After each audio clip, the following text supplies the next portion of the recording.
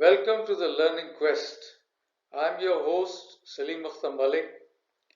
Learning Quest is the educational channel which specializes in assisting the students of management sciences in understanding the management science courses to a higher level of clarity.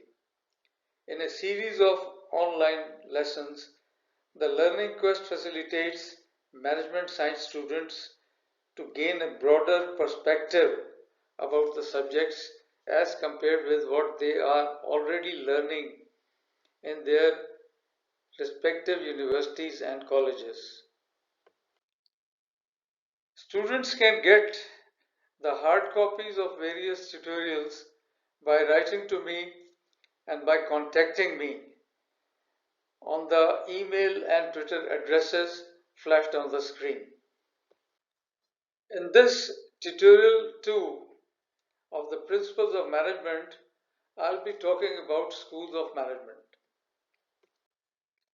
A school of management is the generic term used to denote the particular philosophy or theory evolved by social scientists, economists, administrators, behaviorists, and engineers, etc., to maximize an organization's output within the human and material resources available. There are 8 schools of management, and these are scientific management school, behavioral school, social school, systems management school, contingency management school, decisional management school, quantitative management school, and management process school. The scientific management school. This school uses the scientific method to obtain desired results in the workplace. There are 7 steps to scientific investigation, and these are: identify the objective, acquire information, formulate a hypothesis, investigate through controlled experiments, analyze, state tentative answer, and lastly, adjust and implement the answer. You will be getting information about them in detail in our subsequent vlogs. Talking about the scientific management school, Frederick Winslow Taylor is considered as the father of this school, that is the scientific management school. He was an American mechanical engineer and he called for fusing, that is combining the interests of labor and management into a mutually rewarding whole. This concept was based on 4 principles: development of best work method, scientific selection and development of workers, relating and bringing together of the best work method and the developed and trained worker, and lastly, the close cooperation of managers and non-managers to include division of work and managers' responsibility for planning the work. Scientific management enjoys wide use but is by no means universal. As we have discussed in the previous slide, there are other schools of management about which we will be talking. Besides Frederick Taylor, about whom I have already talked, the other major writers who contributed towards the scientific management school, that is towards the evolution and development of the school, are Henry Fayol, Karl Barth, Henry Gantt, Frank Gilbreth, Harrington Emerson, Morris Cook. These writers can be searched, that is, you can search about these writers on the net. Next is the behavioral school. This school developed from the application of behavioral sciences, especially psychology and sociology, to management. It involves understanding human behavior and securing the best efforts from an employee by satisfying psychological needs. Among the more emphasized topics are human relations, motivation, leadership, training, and communication. And major writers on behaviorist school are Hugo Munsterberg, Mary Parker Follett, Chester Bernard, and Chris Agriel. Next, we have the social school of management. This school of management views the practice of management as a system of cultural interrelationships. It deals with identifying various social groups in an organization as well as their cultural relationships. Social school aims at integrating various social groups into a complete social system. The social school stresses the interaction and cooperation of people that make up a social entity. And this school uses a social unit that is commonly used as a social unit in which ideally people communicate effectively and willingly contribute toward the achievement of a common goal. The social school is concerned with the relationships among the organization, the internal and external environments, and forces bringing about change and adjustments. Major writers in the social school who have contributed towards the development and evolution of this school are Max Weber, who was a German scholar labeled the father of bureaucracy, Emily Durkheim, and Wilfred Pareto.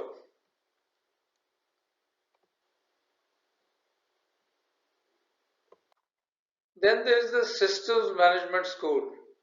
A system is some organized whole, for example, a company. It is made up of parts connected in some fashion, for example, finance, accounting, and production departments. It is directed to some purpose, for example, to make products and profits. And each system has an input, a process, and an output. A system is a self-contained unit. It is related to a system of a wider and higher order as well as to its own subsystems. A company or an enterprise is looked upon as an artificial system. The internal parts of the enterprise work together to achieve established goals. The external parts act to achieve interplay with the environment, including customers, general public, suppliers, and government. The manager integrates available facilities to achieve a goal by means of systems geared toward the end, that is, toward the end result. In systems management school, the major writers who have contributed towards the evolution and development of the school are Chester Bernard, Ludwig von Bertalanffy, Russell Ackoff, Kenneth Boulding, and William Scott. Contingency Management School. Contingency management evolved out of the systems approach. It is based on leadership theory, which states that leadership depends on leader-member relations, task structure, which is clear or vague, and position power. Let us now discuss each one of these factors which constitute the contingency management school. Now, one of these factors is leader-member relations. Leader-member relations are related to the leader-member exchange theory of management sciences.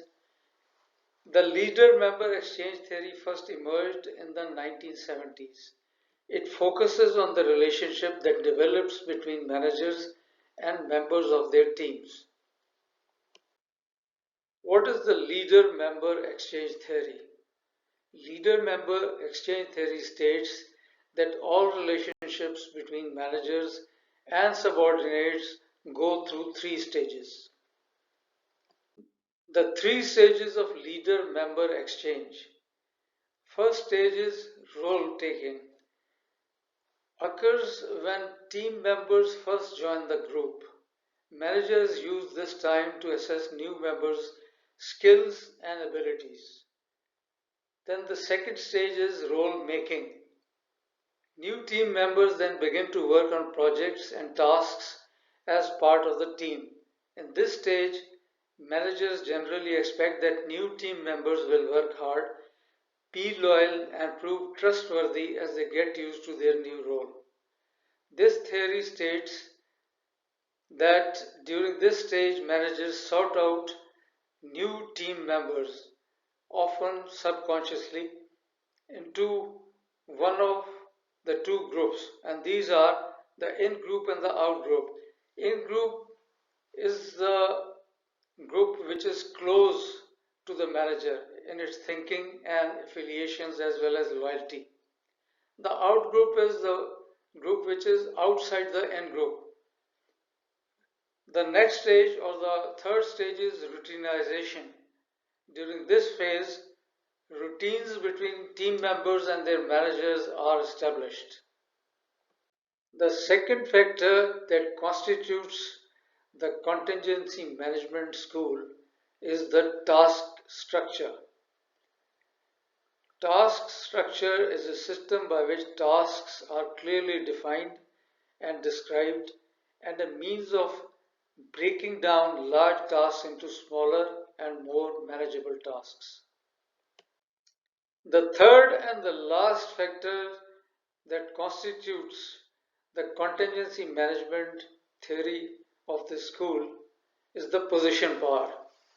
Position power is the capacity to influence others based on their acceptance that the influencer occupies a formal position in the organization or group that gives him or her the right to make decisions and to demand compliance.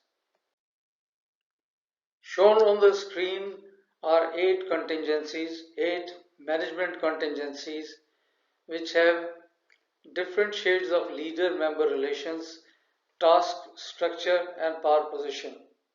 And each one of these contingencies will require the manager to have a different style of management. Decisional Management School. The focus of this school of management is on managerial decisions. Deciding what to achieve and how to achieve it is the vital challenge of the manager. Sometimes limited to economic decisions. That is, decision making is sometimes limited to economic decisions.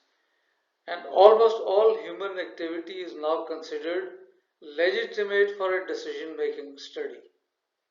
The trend is more toward an examination of the entire enterprise via the decisional approach rather than a concentration on decision making itself.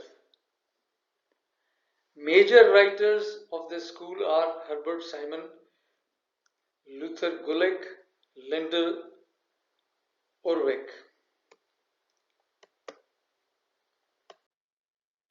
Quantitative Management School. This school of management considers management as a logical entity, the actions of which can be expressed in terms of mathematical symbols, relationships, and measurable data. This school is primarily concerned with decision making and aims at optimizing or minimizing input-output through mathematical models. Techniques used in this school are game theory, probability theory, sampling theory, simulation theory, and linear programming. You will be learning about these techniques when you study operations research. The approach is effective when applied to measurable physical problems of management such as inventory, material, and production control. Management Process School views management as an activity made up of certain sub-activities or basic management functions. This school provides the framework for modern managerial studies. Managerial process comprises four functions, and these are planning, organizing, actuating, and controlling. This brings us to the end of my session with you on schools of management. My subsequent lessons, which I'll be sharing with you, will be based on Business Process School. We have just discussed that the Business Process School comprises four functions, and these are planning, organizing, actuating, and controlling. So the next tutorial, that is tutorial 3, will be the planning function of management, the first function of Business Process Management School. I request you that if you have liked this video, that is, you have liked this session, then please subscribe to my channel. It is free.